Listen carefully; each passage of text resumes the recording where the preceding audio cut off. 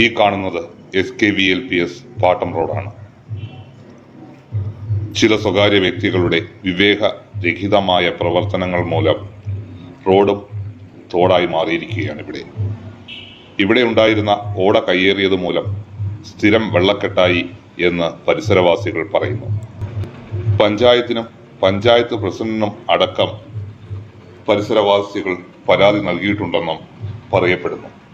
പഞ്ചായത്തിന്റെ ഭാഗത്തു നിന്നുള്ള നടപടിക്കായി ജനങ്ങൾ ഇവിടെ കാത്തിരിക്കുകയാണ്.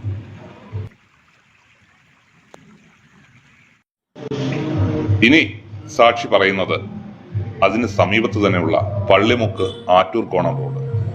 ആ റോഡിന്റെ അവസ്ഥയും ദയനീയമാണ്. ഒരു സ്വകാര്യ വ്യക്തി കെട്ടിടങ്ങളുടെ അവശിഷ്ടങ്ങൾ റോഡിന്റെ വശങ്ങളിലായി നിക്ഷേപിച്ച് പഞ്ചായത്ത് റോഡ് കയ്യേറാൻ ശ്രമിച്ചുകൊണ്ടിരിക്കുന്നു.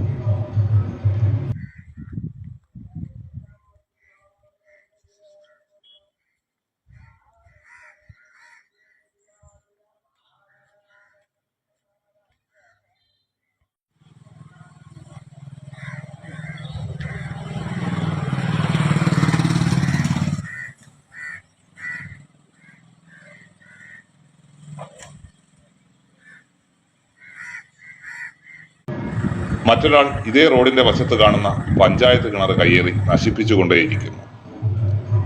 ജനങ്ങളുടെ വിവേകപൂർണമായ പ്രവർത്തനങ്ങൾ നാടിന്റെ നന്മയ്ക്ക് ഉതകുന്നതാവും. മറിച്ചാണെങ്കിലോ? സാക്ഷി TV.